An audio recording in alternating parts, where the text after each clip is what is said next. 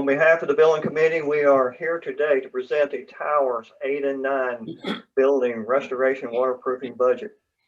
But first, I would like to introduce the Building Committee, Jim Daniels, Noel Munson, and Charlie Sloan. We have been a team committee since December 2019. Our meetings were conducted every 2 weeks. I've been lucky to be the chairperson of the Building Committee with such talent and commitment to work through the upcoming tower restoration. Each team member has provided knowledge of construction practices and their careers, enabling us to go through each detail that we are about to share with you today. I would like to mention one of our other team members, Kathy Fabrizio. Kathy was also one of our original members, but now she has moved from the towers. She believed that it would be not fair for her to present in the presentation since she has moved. I disagree. Over the past 13 months, she has provided insight and knowledge of the repairs completed during the tenure as a resident and as being the past HOA president. I would like to now introduce the Building Committee and let them tell you a little bit about themselves. Jim, you want to start us off? Sure. I'm Jim Daniel. I have an engineering degree and spent 40 years in cement manufacturing. So I kind of have a unique understanding of cement and concrete because I used to make the stuff for a long time. So that's really, I did a lot of heavy industrial construction during my career. Cement plants were built out of concrete and steel, and we did a fair amount, $300 or $400 million worth of construction work during my career. So I saw a lot of it and have valuable experience relative to what we're trying to do. So, thank you, Jim. Noel, would you like to say a little bit? Okay, although I have the least contractor experience of the team, I have participated in most of the building maintenance and repair projects in the 20 years of this building's experience. Beyond that, as a CEO, I was heavily involved in the building of the 125,000 square foot office building, our main office in Scottsdale, Arizona. I have a couple of degrees, bachelor and a master's. Thank you, Noel. Charlie, would you like to say a little bit? Okay, we're original owners in Tower 9 and hopefully we'll be there for many more years. My background is mechanical engineering. I also have an MBA. I spent all of my 35-year career in the power generation industry. I started out in design engineering, service engineering, marketing, sales, and eventually a senior management position. I've been retired now for about 10 years, done a lot of volunteer work, including this activity, which I've enjoyed very much, and been involved in a whole lot of cost pricing analysis work, contract works, and hopefully that contributes to the group here. Thank you, Charlie. Well, my name is Chuck Reynolds. My wife and I purchased our condo in 2016 and then another condo in 2020. I've been in the architectural and construction industry for over the past 50 years. Presently, I'm vice president of Winter Park Construction for 27 years. I head up the estimating and pre-construction department, maintaining an average of $500 million in construction volume. WPC is a 47-year-old general contractor licensed in 8 states, serving markets and hospitality, senior living, apartment living, and commercial projects. By now, you should have received the photos that Ryan has sent out of the repairs around the towers. If you have not seen those, I would suggest you do that strongly. To assess through the restoration details, Ryan will be asking questions to the Building Committee members about each topic. At the end of the presentation, Ryan will have the closing statement and the next steps. Okay. So now let's start with the restoration presentation outline. In the following presentation, the team will address in detail the main project scopes. Every scope is important, but some areas may not require the same manner of detail. Brian, I'm going to turn it over to you to start it up. Okay, so first we're going to give our attention to Jim, as Jim helps us to appreciate our concrete repairs. And Jim, what concrete repairs are involved in the concrete budget? Well, if you look around these buildings, you'll observe that we have a lot of rust spots on the buildings. And what's causing that is rebar, primarily rebar corrosion. That's reinforcing rod in the steel. And the rebar is corroding and the rust is bleeding through to the surface of the stucco. So that tells us right there we have a problem. I really look at the concrete repairs as the heart and soul of the project. These buildings are reinforced concrete structures, and they have to be maintained. We live in a very hostile environment with the air being essentially saturated with salt all the time and high humidity. Concrete's not impermeable. It's mostly impermeable, but it's not totally impermeable. Water will migrate through concrete given enough time. So it's time for us to arrest the cancer, you might say, that these buildings have. Our buildings are not in real bad shape compared to a lot of them up and down the beach, but if we don't address these problems now, the buildings are 20 years old, and it's time for us to basically get them ready for the next 20 years.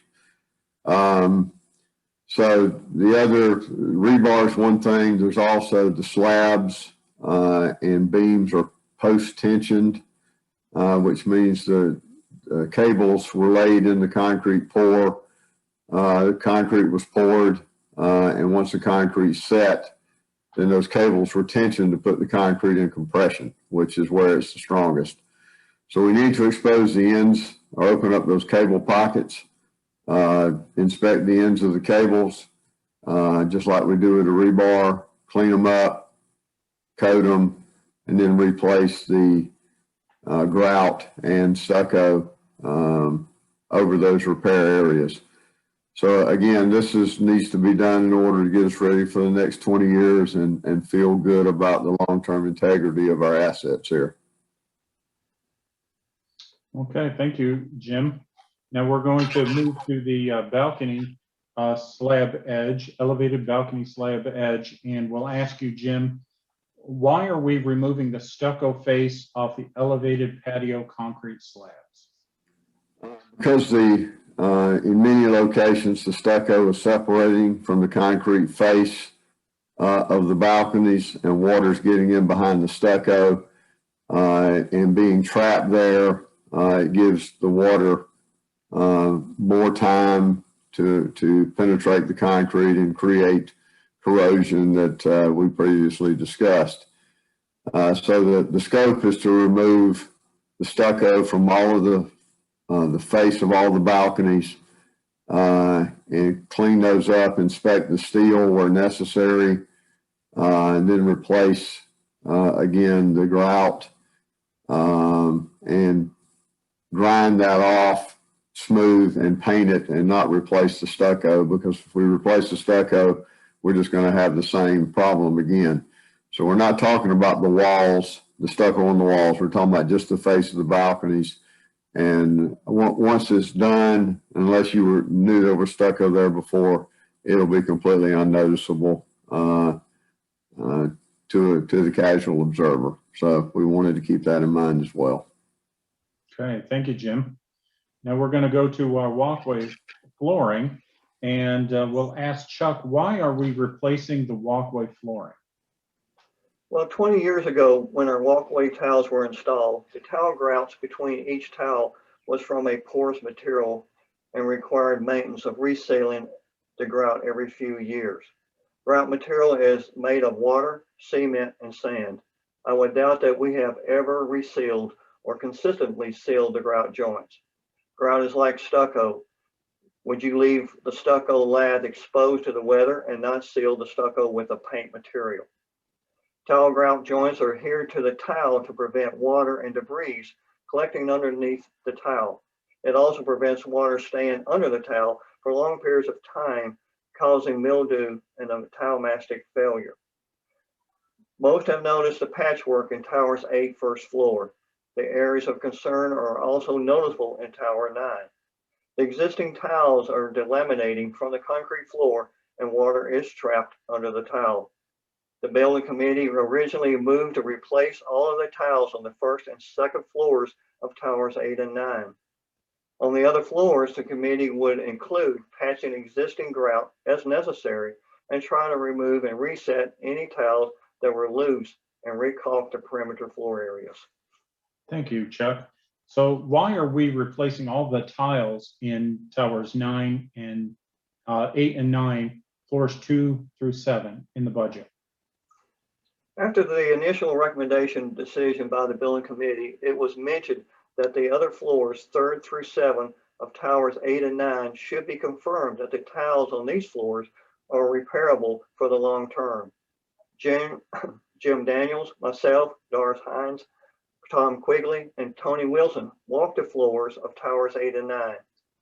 Jim was dragging a 12-foot long large link chain, and I was moving a hard-wheeled scaffold back and forth along the walkways. The chain and the hard-wheeled scaffold will make a deep sound when moved over a tile that is hollow underneath, illustrating that a separation void under the tile is very present. We did notice a considerable number of tiles in the large areas that would be needed to be repaired. Most areas were along the planter walls and the outside low parapet wall. The areas we noticed were more than we anticipated. A decision was now made to replace all existing tiles on the walkway towers 8 and 9, 1st through the 7th floor. So what flooring product are we replacing the tiles with? The existing floor tiles are no longer available. We looked into 2 options of the flooring, new ceramic tile or a floor coating system. The ceramic tile would cost $293,128 more than the coating system. Because of this being so expensive, we decided to look into the coating system.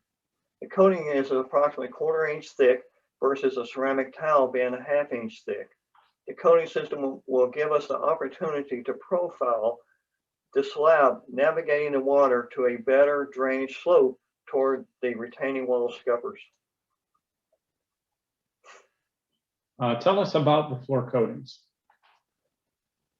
The suggested floor coating system was a bid from Creative Resurfacing using a DexGuard waterproofing and Dex-O coat system. Ryan has sent you the Creative system presentation for your review. We will soon have sample boards with finishes and patterns for everyone to review. Also, the coating system is a waterproofing membrane that will protect the concrete slab for years to come. Please note that the United Engineering reported that the concrete slab reinforcement steel may be damaged under the existing ceramic tile and may not be structurally sound for the concrete slab. There is really no way to determine without removing these tiles. The cost of repairing of any of the damage to these concrete slabs is not included in the overall budget estimate by the committee. So where is the areas that the floor coatings will be applied? Towers 8 and 9, 1st through the 7th floor walkways, elevator lobbies, trash chute closets, owner units with open patio lanais, and the 1st floor owner end unit lanais. Tower 9, 1st floor beachside unit patio area. Tower 8, 1st floor beachside unit patio and club room floor coating is existing and will remain. Elevated beachside unit patios with ceramic tile floors, 2nd through the 7th, will remain. Thank you, Chuck. Well, now we're going to turn our attention to the elevated balcony flooring tile, and we're going to ask Charlie, why are we only providing a repair allowance for the balcony tiles? Okay, well, let me try to explain that. Both the tile and the grout and all the binding material on the balconies are identical to that on the walkways. The restoration work on the balconies, though, is a little bit more fluid than the walkways at this point in time. Based on our most recent inspection, approximately 20% of the balconies have either tiles separating from the slab or grout either missing or cracked. And nearly all of the balconies have a loss of caulking between the tile and the building surface. To address this, we put an allowance in the total renovation budget of around $80,000.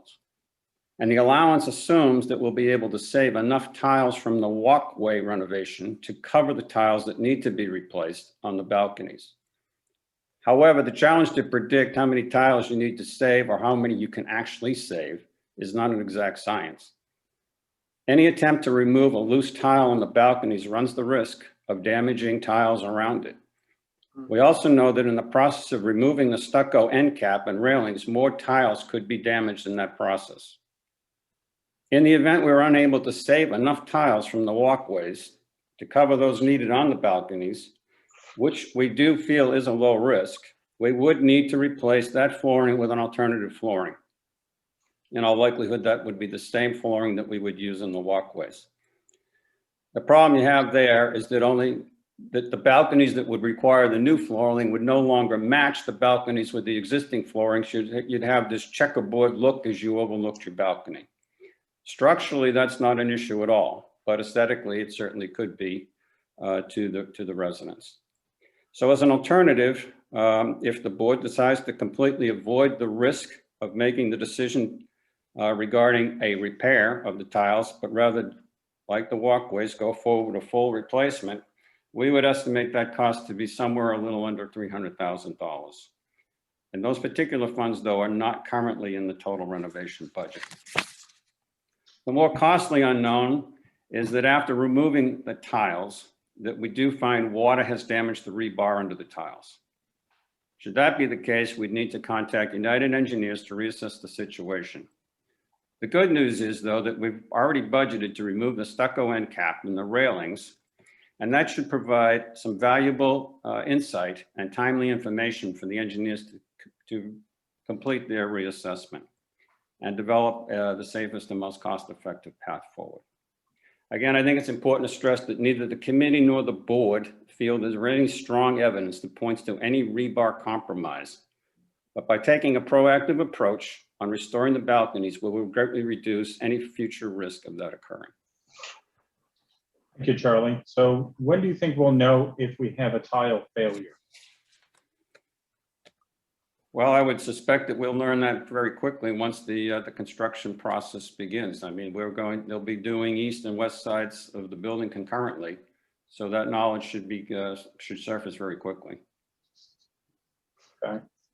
And so why are we providing the alternate in the budget to provide a floor coating on all balcony slabs? Well, again, it's not a structural issue. We know that we could indeed have mixed a flooring arrangement on the balconies, but it's really truly an aesthetic decision that the board and certainly with the input of the residents would have to make. Thank you, Charlie. Well, now if we go to our next category, and it is our aluminum railings, balcony railings, we're going to ask Charlie again, why are we replacing the balcony railings? Okay, if you look at the railings, they have a base plate that enables the railing to be attached to the concrete slab, which and these fasteners are oxidizing and rusting, and I think it's pretty evident if you look at all your balconies. So it's a serious safety issue that needs to be obviously addressed. If that place, obviously those bolts failed, then the railing becomes unstable. So it's critical that this be resolved as part of the renovation project. Thank you, Charlie. So why did the committee decide to use new aluminum railings in lieu of repairing the existing and then repainting them? Well, the reason we made that decision was because it, quite frankly, was more cost effective to replace the railings than it would be to try to restore the existing railings. And whenever you try to repair something, whatever you put in as an estimate, you're probably going to exceed it. So you're going to get cost creep no matter what. So even though we kind of argued that maybe it's a $10,000 to $15,000 difference, I think the cost of repair could have increased that significantly. So the right decision, we believe, is to replace those aluminum railings with new railings and a brand new footprint. Okay, thank you, Charlie. Well, now next we're going to go to our walkway planners. And we're going to ask Chuck, why are we repairing the planters? Over the years, the planters have been a topic of conversation of various issues, from plants being installed that require continuing watering, or to a failure of the planter waterproofing system, and mold and mildew was noticeable from the unit interior walls. So how did you come up with your conclusion? We had a crew of men from a contractor picked at random planters in towers 8 and 9 and removed an area of material down to the waterproofing and drains. In all cases, the waterproofing was compromised at different levels. At several planters, drains were damaged or sealed with debris. The team discussed several options and not to provide all planters with new waterproofing material and a drainage pipe system. So what we decided was to remove all 46 planters of existing dirt in the plants, inspections of the waterproofing and drain pipe in these planters, refill 46 planters with a composite material not suitable for plant growth, and materials to be determined. But we would also include in our budget 10 planters to have a full pressure wash the interior walls, provide foam blocks at the bottom of the planter with a 12-inch planter cap, apply the new waterproofing material over the foam blocks between 8 inches down below the top, install the new drainage pipe for the foam blocks, and seal the waterproofing. That is a total restoration that we figured that 10 of these planters were in pretty bad shape. Then include an additional 23 planters to replace just the existing waterproofing materials. And then another 23 planters to replace the existing pipe. We thought that was a good compromise instead of just saying all of the planters need to be, redone with the full cost. We feel like that this would be the best solution. Thank you, Chuck. Now we go into our painting category, and we're going to ask Noel, what are we painting? Well, first of all, let me say that painting is a routine function. It's not going to be an additional cost here. By the time we get finished with our construction, probably we will be at the maximum of needing paint for this building. In other words, we won't have an extra painting cost. What we are painting is the exterior stucco walls, the ceilings, the interior stair shafts, walls of towers 8 and 9. Painting will include pressure wash areas that will be painted. Caulk similar materials that are part of the HOA responsibility. Prime all new stucco areas with Sherwin-Williams Luxon Glide white conditioner. Paint with a Sherwin-Williams paint. What it's saying here is in the paint, we have chosen certain paints. They will be superior paints, equal or better to what we did last time. Okay, we're also going to paint the stair shafts and landings, and the tower exterior paint color will be determined. Okay, thank you, Noel. So would we be painting the existing railings along South Atlantic Avenue property line in the beachfront? Well, the painting of these railings is not included in the building committee budget. The maintenance and repainting are included in the reserve budget. So again, this is not an added cost. Any other areas not painted? Well, painting interior space of parking garage door, storage, utility, and back of house service rooms. The public restrooms and restroom corridors to the pool area will be painted. Painting of any owner entry doors, windows, patio doors, and storm shutters. New common area doors that have already been painted, or the garage vehicle entry exit door. Okay, thank you so much, Noel. Now, as we turn to our next category, which is the glass and glazing, we're going to ask Chuck, where are we replacing windows and doors in the clubroom?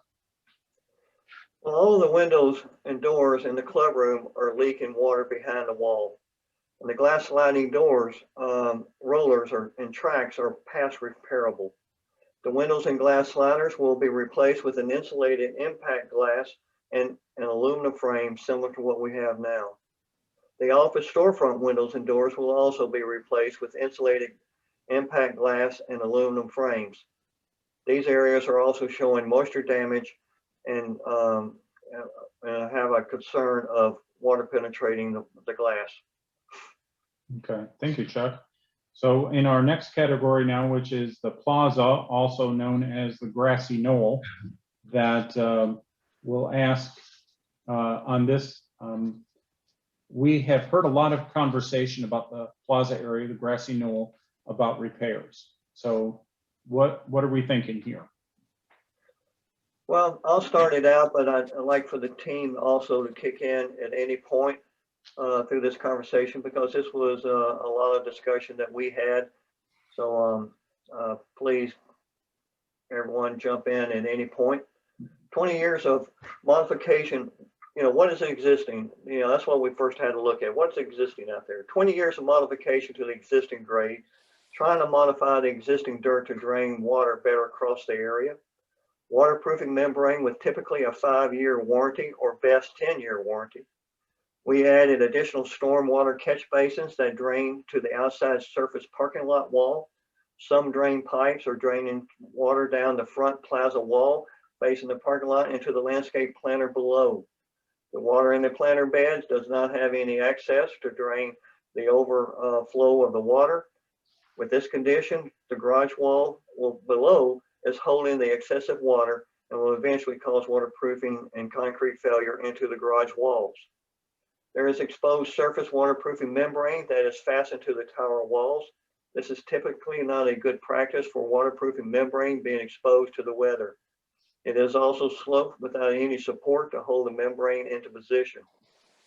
Water is leaking into the garage through the concrete expansion joints. These joints are located along the perimeter of the walls in the parking garage, inside the parking garage. Possible structural damage due to waterproofing penetration under the slab, and this is the waterproofing underneath the entire plaza dirt area. So what is the committee's suggestion for repair? Well, the building committee reviewed 5 options. The cost estimates were provided to the building team to discuss. A summary of the cost is as follows. United Engineering 2019 base bid option was $387,413. This was to remove the existing soles, waterproofing, storm drainage, irrigation systems, and railings, and replace waterproofing, membrane, storm drainage, irrigation, and railings with new materials. Replace the grass sod back in its original condition. We also looked at an option, pavers on pedestal stands. This option was $384,779. Options would include removing existing soles, waterproofing, storm drainage, irrigation system, and railings. Replace waterproofing membrane, storm drainage, and railings, and provide a brick paver on elevated pedestal stands seated on top of the waterproofing membrane. The product data was also provided to the building committee. Another option was a concrete slab. This cost was $423,675. This would include removing existing soles, waterproofing, storm drainage, irrigation system, and railings, and replace the waterproofing membrane, storm drainage, and railings, and then provide a 4-inch colored pattern concrete slab over the existing new waterproofing system. The other option was repair the existing. This was $149,197. This would include removing 4 foot of soles around the perimeter, repair or replace the existing waterproofing material against the tower's retaining walls, provide a 4 foot wide landscape buffer along the perimeter wall, regrade and add any additional soles to meet a positive drainage system across the plaza area to the existing inlets, replace grass in all of the disturbed areas, repair existing irrigation systems as required, providing new railings at the east and west walls. We also had a pond liner. The pond liner was $270,390. This was to include removing existing soles, storm drainage system, irrigation system, and railings. Leave the existing waterproofing material in place. Provide a 30 mil heat seamed pond liner over the entire existing area for the waterproofing material, 6 inches of crushed stone fines, 1 inch of sand leveling base, and brick pavers. Provide a new drainage storm system tied into the existing, a new new railings on top of the east and west retaining walls. Suggest that we commission a hardscape architect design the areas with an architectural features and paver design. August the 21st, 2020. We had this discussion approving the pond liner option for the longevity approach to repairing the water leaks and having the flexibility of the area. Jim motioned to remove the existing waterproofing in this option so that United Engineering could inspect the concrete slab for structural damage. This was an add of $6,650.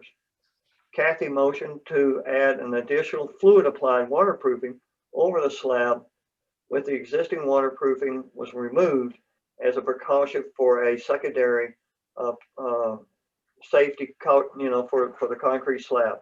This was adding $14,250. January the 29th, 2021, the building committee meeting was reviewing the final budget scope that was being submitted to the board. The plaza was revisited again. A discussion was around what evidence do we have as a committee that supports the total renovation to the plaza. All we know is the water is leaking in the garage and the waterproofing above the ground and drainage system is compromised. The team requested additional inspection of the leaking area in the garage. Jim Daniels and I reviewed the water seepage coming into the garage area from the plaza above. We agreed that the water was coming through the concrete slab expansion joints that extends parallel with the tower walls of Tower 8 and 9. If water is trapped under the plaza dirt and does not have a proper waterproofing or a drainage system to remove the water will eventually remain under the slab until it finds an opening that it can flow through. Team agreed that something should be done to prevent the structural damage to prevent the concrete slab. But further investigations should be done to recommend a positive solution. The plaza restoration budget will carry an allowance for some waterproofing repairs and a new drainage system. Until further investigation indicating structural concrete damage or waterproofing being compromised, we will not provide a total restoration in our budget at this time. We will show an alternative pond liner system for the alternate if required. The plaza now includes an allowance for the following: excavate 2 feet wide trench around the perimeter area and inspect existing waterproofing and replace if necessary.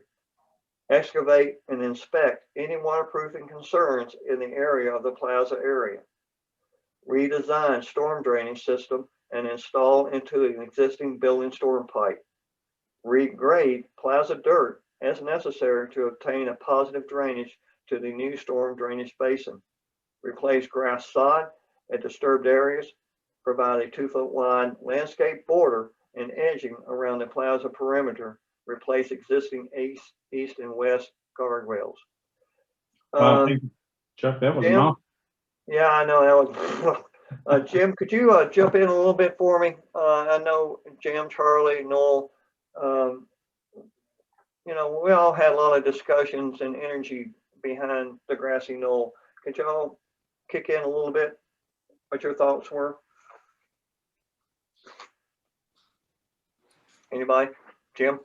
Well, the plaza is really a work in progress. We have repairs to make, but beyond that, we have concerns about what kind of surface to put down, what makes sense, and how expensive is it. What do we put down? Grass, pavers, a statue of Elvis Presley? We don't know at this point, so we're, as I say, a work in progress. Yeah, I agree. I think as you pointed out, Chuck, we spent a tremendous amount of effort and time on this because It's been an ongoing issue. But I think the recommendation that we've offered the board is a sound recommendation. And certainly there will be opportunity to Noel's point that as we proceed with the work, if we need to take an alternative course, we've got them mapped out. We know what those costs will be. And I think we've analyzed this as best we can. Charlie?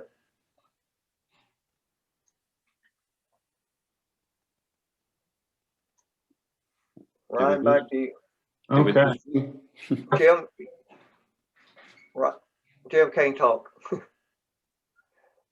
That's unfortunate. Ryan, back to you. Okay, well, we'll thank you all for that information. I'm sure the community will appreciate all the hard work that you guys have put into in looking at the Plaza Grassy Knoll area. So we're going to move on to the additional scopes of work, and I'm going to have to adjust my screen here so that we can take this in. And there are a few other areas that we will be talking about here. And this is for Chuck and the rest of the committee. Tell us about the additional work that has been added to the budget. These are new project scopes that we have added since the United Engineering bid documents were sent out for bid in 2019. The building committee discussed these project scopes in detail and agreed that they should be included in the overall restoration budget. So I'll start with the automatic entrance doors. The glass storefront doors between the garage and the elevator foyer has a sloped concrete ramp leading from the garage up to the elevator foyer. Having an automatic door opening device with a button at the beginning of the garage ramp will enable our physically challenged residents an opportunity to have the door open before they get to the top of the ramp. It will also assist in residents with cart activities in and out of the elevator foyer and garage with better ease navigating the door opening. An activation button will also be included on the foyer side. Oh, absolutely. Yep. Then there was also replacing the glass doors. The original budget carried an allowance to repair the existing glass doors.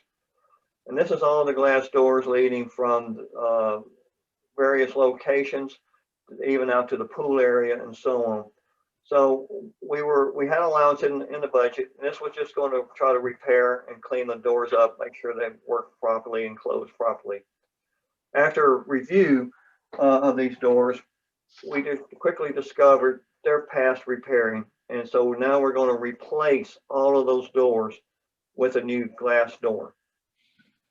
The main lobby, the existing storefront, will receive a new gasket around the glass. The aluminum framing will be sanded and repainted with electrostatic paint. New storefront doors will use the existing mag-lock system. As we move forward with the optional security locking system, that will be prepped for that as well. The entry lobby metal roofs and trim are not going to be repainted. Redecorating of the interior of the lobbies or restoration is not part of our budget. Additional aluminum railings are at Tower 8. And what we decided that there are two sections of rails that lead off the club room area. A lot of the residents are concerned because people using the club room, they come out to the patio and they think that whole long patio along Tower 8 is part of the club room activities. So when there's parties there, you have people walking up and down.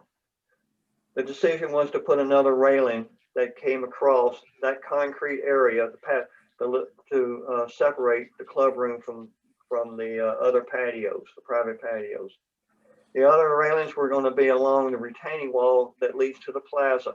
We'll be closing that off for people thinking that is access from the club room going into the plaza area to have activities.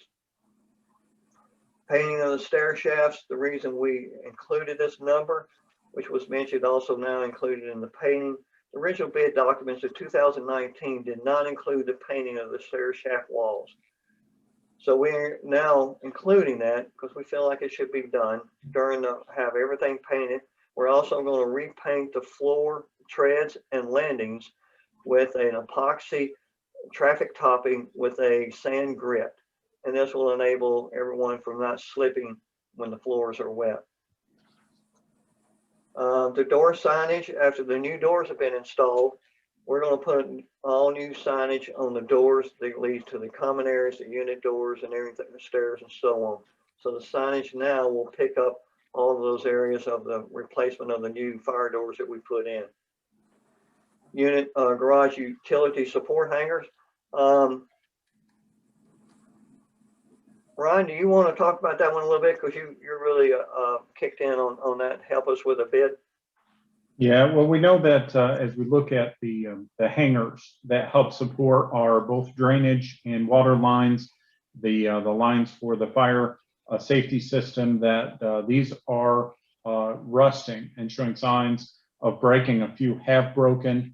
That these hold essential items within the garage. We can only imagine what the damage would be if one of those sprinkler pipes were to come down because the supporting hangers broke, or our drainage lines, or suddenly our water line that comes through the garage to the units, and that was broken. So it's very important that that these are maintained to support those systems, but also there's electrical and mechanical conduits that have to be maintained. So with this salt air, it eats up everything. And the bid that we received for replacing these hangers was very reasonable. And it's a necessary item. Okay, thank you. The next item was the roof parapet cap.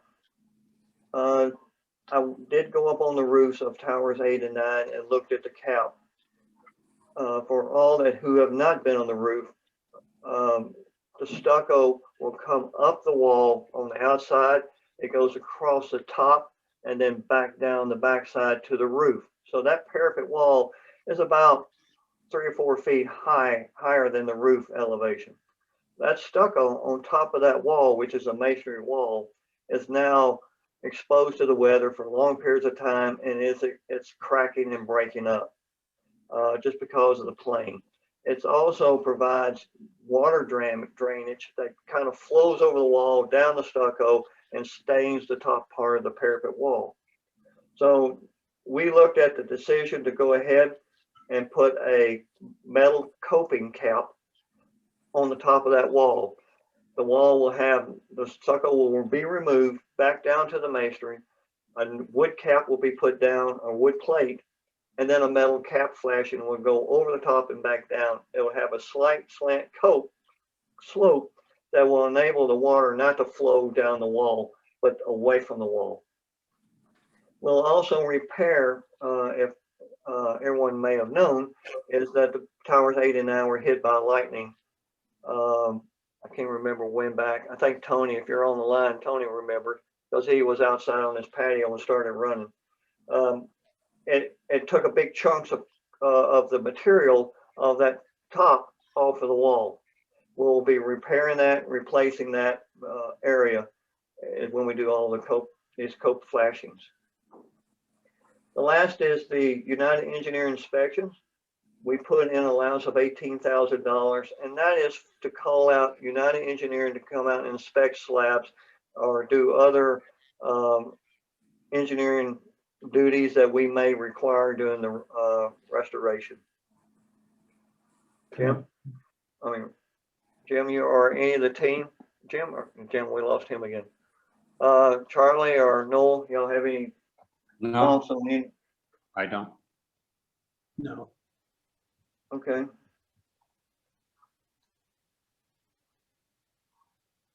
So Ryan? Let me share my screen again, and we will, we've gone through all of our scopes. Now we come to our owners, windows and doors. So let's ask a question to the team. Do owners have to replace their windows, unit entry doors, or patio glass slider doors? Again, I'd like for the team to kick in with this. The windows and unit entry doors and patio glass sliding doors are the responsibility of the unit owners. This includes preventative maintenance, repairs, or replacement. The association has regulations of type of materials that can be used. If any opening in a condominium unit wall, as mentioned, jeopardizes the structural integrity of the towers or cause harm to other unit owners, will fall under the HOA rules and regulations for appropriate action. The building committee is not suggesting that the unit owners have their windows or doors replaced or repaired by the awarded general contractor while they are on site.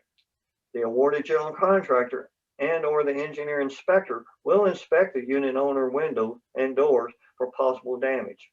It will be up to the board to direct the unit owners of necessary repairs or replacement. The building committee will request from the bidding contractors to provide alternative costs for window replacement, door replacement, and repairs. Okay, thank you, Chuck. Do owners on the north and south end units replace their windows? The windows in these units catch the worst weather condition, rain and sun, because they do not have any overhead or canopy to help protect them from the elements. With that said, the caulking sealants around the windows expand and contract, breaking the caulking loose and letting water penetrate in and around the windows. Over time, if not maintained, will compromise the construction materials associated with the window installation. This will also include fasteners that were used to install the windows to the framing system.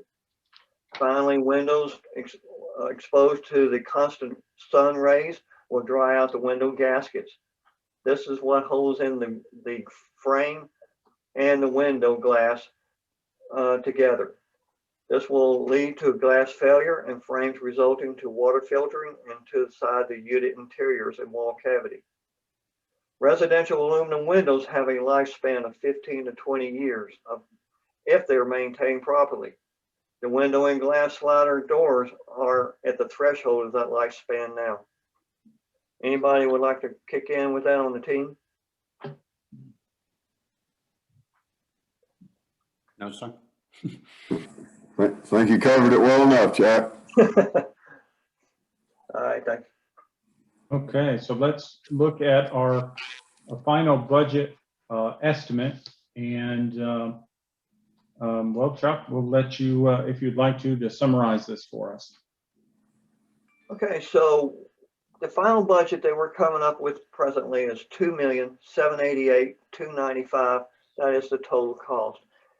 That included a HOA contingency that we put with each one of the line items, and for change orders, for stuff that's scopes missed, something that we just did not cover. But that contingency will be discussed at a later point by the HOA board.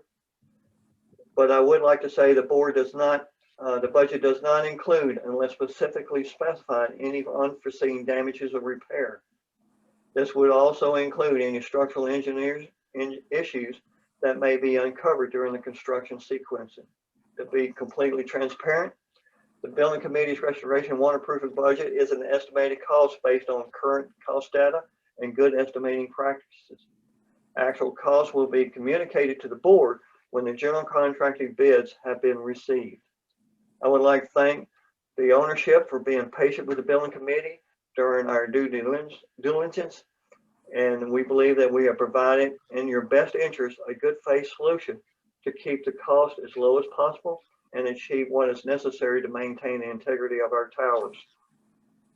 This will include the towers 8 and 9 restoration waterproofing budget. I thank you very much, and the team. Turn over to you, Ron. It's your time. Okay. Thank you, building committee team members, for your hard work over the last 13 plus months on this. So that leads us to our next step. That on February 6th, the board of directors voted to accept the proposed scope of work from the building committee. So the first step has been done. Now, they also approved for the bid documents based upon the accepted scope to be put together and that this would be put out to bid. So we see here that the next steps would be the bid and scope approval. That once that had been put out to bid, then the bids would come back. They would have to be reviewed to make sure, maybe some follow-up questions, maybe some interviews on that, so that we could have a really good feeling that everything was apples to apples and we would get a good feeling on the contractor. Then the contractor would be selected on that.